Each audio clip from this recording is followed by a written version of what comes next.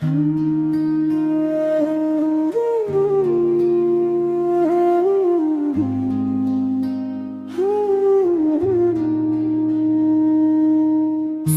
ले पहली उठ जाते बाबू, घर बर मेहनत करते।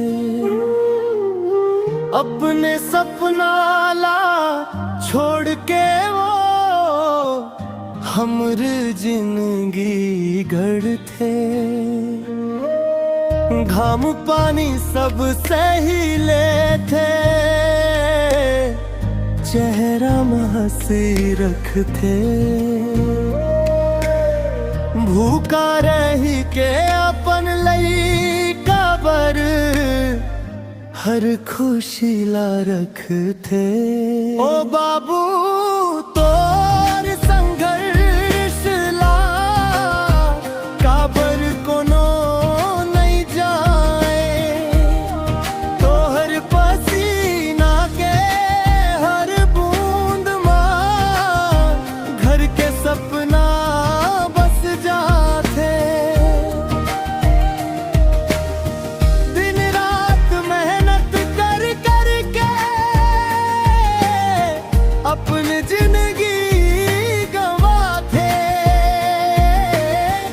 अपन दुखला छुपा के बाबू हमर खुशी बन जाते। फाटे कपड़ा पहिर लेते, फिर नवा किताब दिलाते। अपन थकन ला भुला के हमला हंसना सिखाते।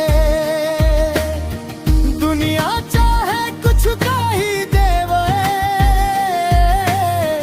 बाबू हिम्मत नहीं हारई। परिवार खातिर अपन सपना चुपचाप रोज मारई। ए दाई दादा के मयाला कभू झन भुलाना रे। जिंदगी भर जे संग लड़ी ओ मन ला अपना ना रे। ओ बाबू तोर संघर्ष ला अब दुनिया जनाही। तोर माया औ त्याग खातिर हर लइका गाना गा